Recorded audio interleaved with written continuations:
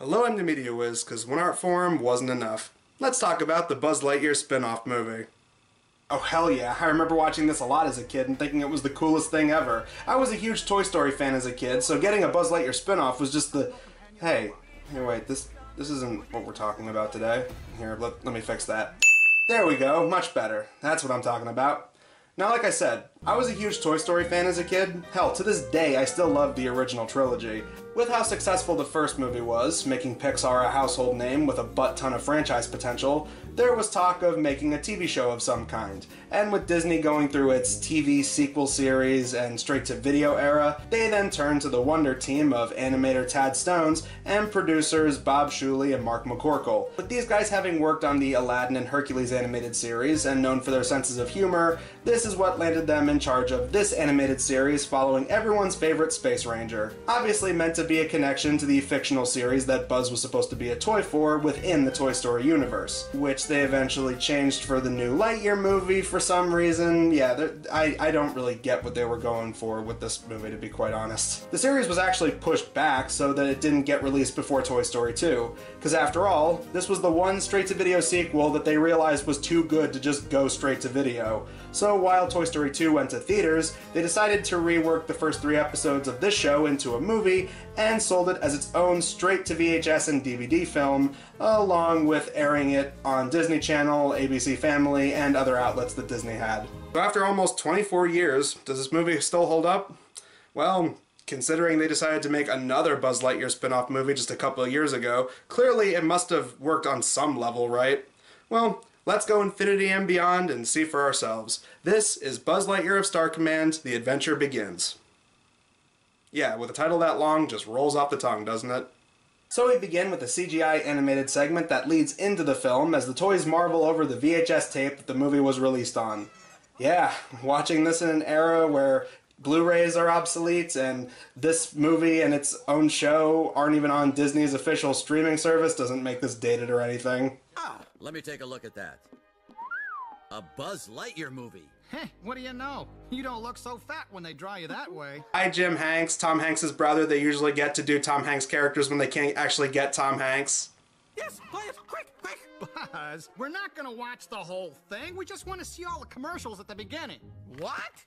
He's kidding, Rex. Again, watching this in 2024 is just reminding me when I was like 3 years old when we actually did watch this kind of stuff on VHS tapes. With that, they pop in the tape, and we jump into the cartoon proper, as Buzz Lightyear, who in the show was voiced by Patrick Warburton, but for this release they had Tim Allen redub the dialogue, is on a mission looking for those little green alien guys on some planet's moon.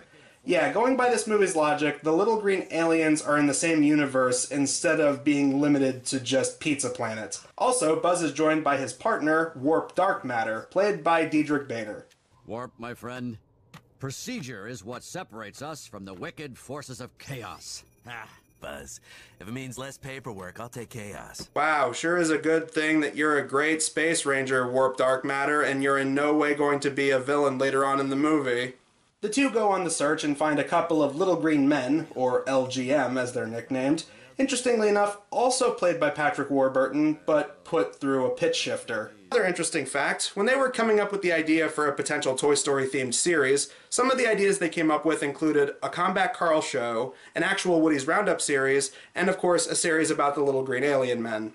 Now imagine if they actually went through with that. It's like they actually would have beaten Universal and Illumination to the punch by making a spin-off series about some of the most simple yet marketable characters to ever be created. Warp is ready to call it a job well done, but there are many more aliens that they need to find. The aliens know this because they have some kind of mind link thing that will come into play later in the movie. But before they can do that, they get attacked by these moon snake creatures that are actually attached to an even bigger monster deeper within the planet's core. And while we're here, I'll just throw in, I really like the animation and art style. They took a character as iconic as Buzz Lightyear and managed to translate him pretty well into 2D animation. The characters are expressive, the color work is really good, and the animation, especially with these grand-scale fight scenes, is really well done. For a TV movie, lots of good work here. Anyway, once the beast is defeated, they find the base where the other aliens are being held and tortured by the evil Emperor Zurg. And hey, not only do we have David Puddy here, but guess who does Zurg's voice? We are one. Oh! We will never talk. Do your worst. My plan exactly. Newman! That's why Jerry always considered Newman the source of all evil. Zurg is doing this because he wants to learn how to access the mind link for his own dastardly plan, but Buzz and Warp show up and put an end to Zurg's villainy. And of course, they get into the place incredibly easily because the little alien bug things that Zurg has working for him are incompetent. I've said it before and I'll say it again, this is why you don't hire henchmen on Craigslist. Once they get in, they blast off their lasers that are not just a light bulb this time around, but Zurg activates a self-destruct on the base. Just before Buzz can take off, he tries to rescue Warp, who appears stuck, but he urges him to go on without him. Uh-oh, SpaghettiOs, Warp Dark Matter is dead. There's no way he's possibly going to come back later in the movie and be a bad guy or anything. In his crazed attempt to destroy me, Zurg has robbed the universe of a good man, my partner, my friend. On this day I vow, no Ranger will ever again fall in harm's way because of me. I work alone. I work alone. Huh, fitting because they're both Pixar properties. But despite his insistence, Buzz's commander, Nebula, hilariously enough played by Adam Carolla. Think about it. Adam Carolla went from doing voices for shows like Buzz Lightyear of Star Command. Ah, Lightyear. I got something I want you to see. Now he's buddying it up with PragerU and doing a terrible Family Guy knockoff with the Daily Wire. Dogs are supposed to eat meat. They're descendants of wolves. You ever see a vegan wolf on the Nature Channel? Anyway, he tells Buzz that he has to get a new partner. Minor thing here, but I like the different species designs for all the different Space Rangers, showing that it's not just humans, but other alien species who are also part of the team. It gives them plenty of room for interestingly foreign alien character designs. Case in point, the perfect candidate for Buzz's new partner, this blue chick called Princess Mira Nova. And before you ask, yes, she's supposed to be a princess. But you know what? They actually have a perfectly plausible reason for why a princess would want to become a Space Ranger. There is an episode of the show that highlights that Buzz helped her and her family and it inspired her to join. See, you can do interesting female characters without just making them generic girl boss stereotypes. Oh, and tell me if her voice sounds familiar. Sir, what you did for my people, well, it inspired me to join. Dr. Draken, you know you said that out loud, don't you? That's right, Mad TV regular and Shigo herself, Nicole Sullivan, baby. And the fact that she's blue just gives plenty of fanfic writers potential that she might be Shigo and Draken's daughter that they may or may not know about. Buzz refuses to work with her because he just wants to work alone and he doesn't want to risk getting anyone else hurt, so he storms off. Here we meet the next member of the main cast, Booster, played by Flounder from Animal House, Stephen Furst, a big bumbling janitor who aspires to become a Space Ranger someday, even despite failing the exam on multiple occasions.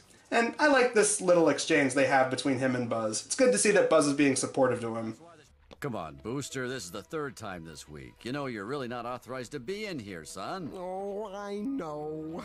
But I like to look at the Star Cruisers. I just want to be a Space Ranger so bad, Buzz. Now, don't you worry. You'll pass the entrance exam. That was nice.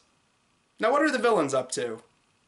A delightful blend of man and machine, with just a naughty touch of lingonberry. I shall call you Agent Z. That's stupid.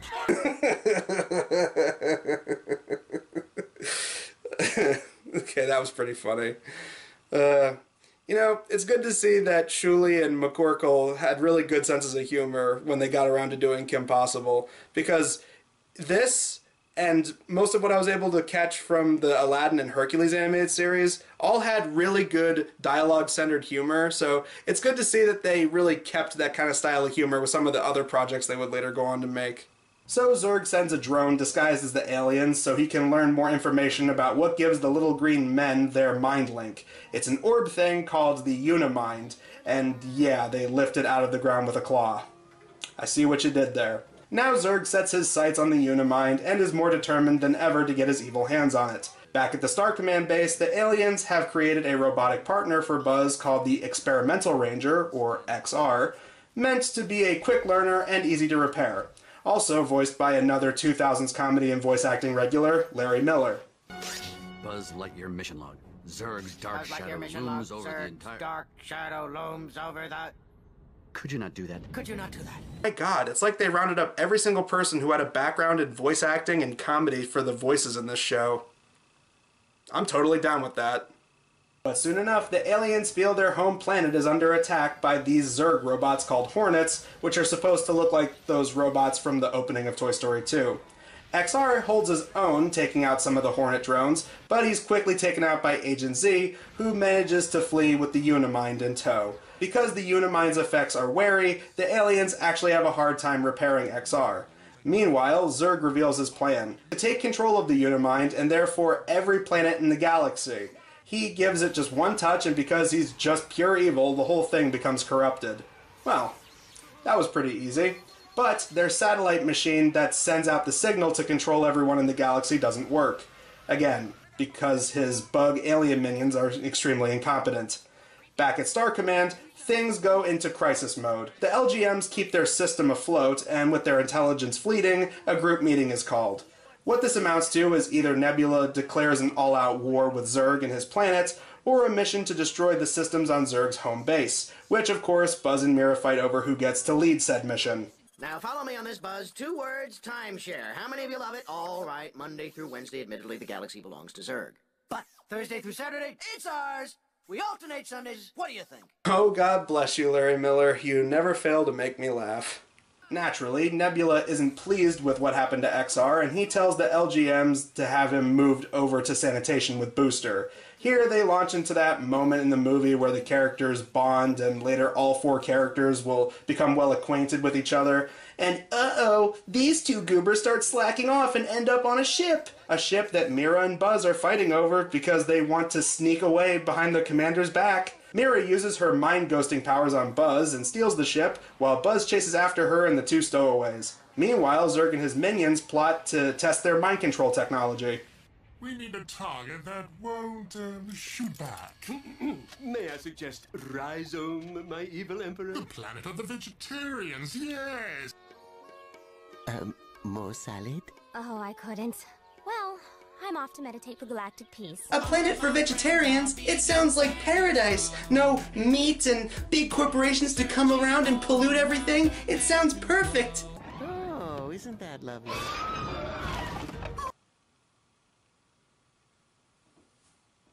Anyway, Buzz catches up to Mira, and they both discover that Booster and XR are on board the ship.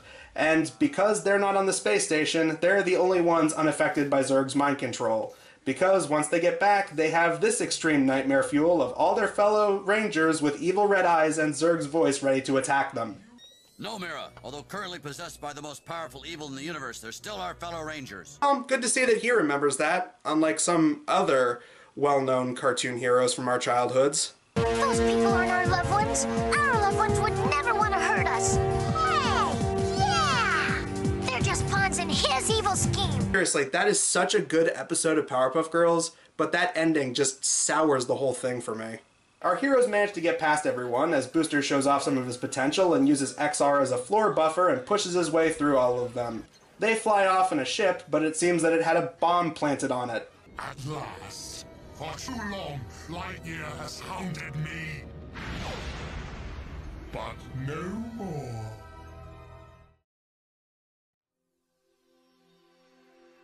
To infinity and beyond. No, of course they're okay, but Zurg doesn't know that. He thinks they're done for. So our 4 heroes decide they'll sneak onto planet Zurg and use the element of surprise to defeat him. But Booster accidentally triggers an emergency water landing, and they bounce and eventually crash onto the planet. And Zurg's brainiac scientists here are so dumb, they assume that the shipwreck is just a depleted weather balloon. Once they're gone, our heroes exit the ship and discuss their next move. In the Star Command mission manual, it clearly states that no Ranger is to go into action without backup. I think it's Section 6, Subsection Delta. Actually, it's Section 6, Subsection Gamma. He's right, big guy. Subsection Delta's the dress code. Incidentally, why can't we have nose rings? Because nose rings are for punks, little mister. You know, it's been years since I've seen this movie, and yet that little exchange still managed to make me laugh.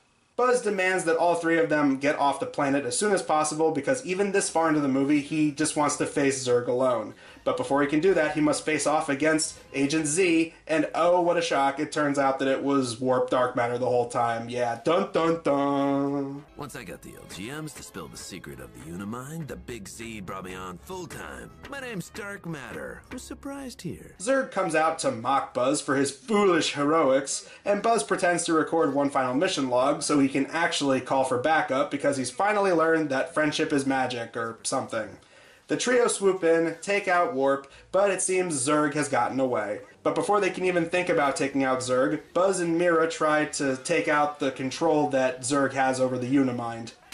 Okay, Buzz, what are we going to actually do? The LGM mind link was activated by a simple touch.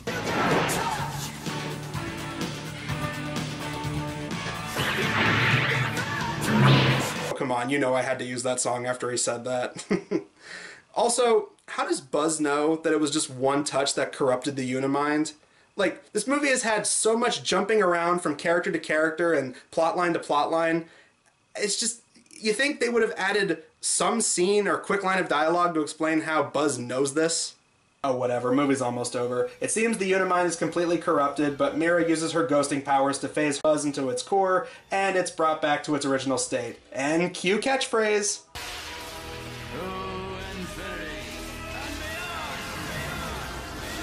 And so the movie ends with our four heroes being rewarded for saving the day, and they are officially their own Space Ranger team leading into the series proper.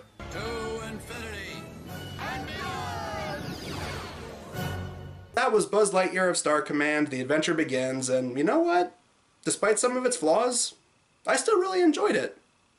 If there was anything to criticize here, it would be the sloppy pacing in the first half. I get these were 3 episodes smushed together, so it definitely feels like it's a part of that, but there's just a bit too much jumping back and forth between characters for my liking.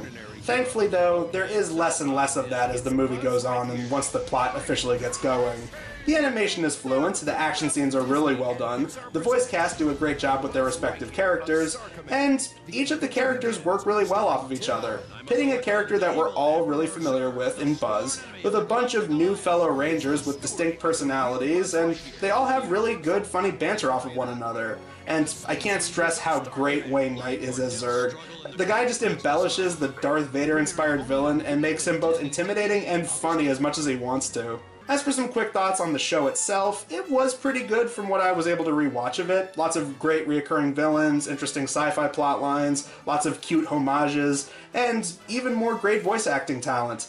Sadly, as of now, there is no official DVD or Blu-ray of the show in full, nor is it on streaming. And yeah, it kinda sucks that it only lasted 1 season, but hey, 62 episodes isn't anything to sneeze at. At least they got to end it on their own terms, unlike some other shows. But still, pretty fun series and entertaining movie pilot. Also, why didn't they bring any of these guys back for that Lightyear movie? Disney, did you just forget that this existed? I mean, you made video games, theme park attractions, and merch out of it, for God's sake. Come on! I'm just glad that there are people out there that remember this movie, and people are talking about wanting it and the show to eventually get some kind of official release after all this time. And, you know, while this movie certainly isn't perfect, like I said, major pacing issues, I'm glad to see that this has a lot of the same fun humor and action that was carried over into other shows that Shuley and McCorkle would go on to make. Until next time, Space Rangers, I'm the Media Wiz, cause one art form wasn't enough.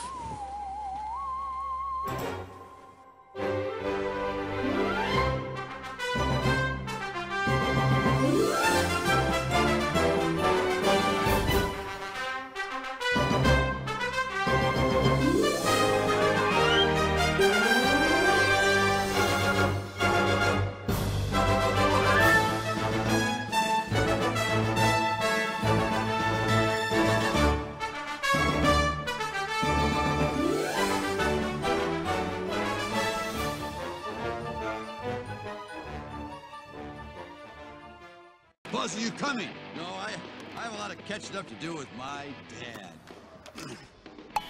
Good throw, son. That's my boy. So long, Buzzy. Oh, you're a great dad. Yippee! Farewell.